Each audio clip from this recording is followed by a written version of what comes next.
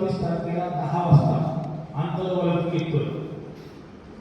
29 तारखेला आपल्याला मुंबईला पोहोचायचं, परंतु 27 तारखेला सकाळी 10 वाजता श्री मनोहरदादा जरांगे पाटील यांच्या नेतृत्वाखाली आपण आंतरवलय निघणार आहे.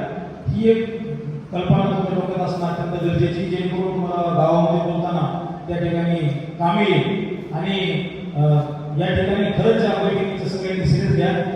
गावागावात आपल्या गावात आपणच त्या ठिकाणी जरांगे पाटील असं समजून बैठक आज उद्याच बोलवा आणि वर्गाने करून त्या ठिकाणी पोरांना अगदी सुखासुखाने त्या ठिकाणी मुंबईकडे वाटा लावा, एवढीच मी तरी सांगतो. नक्की दादा,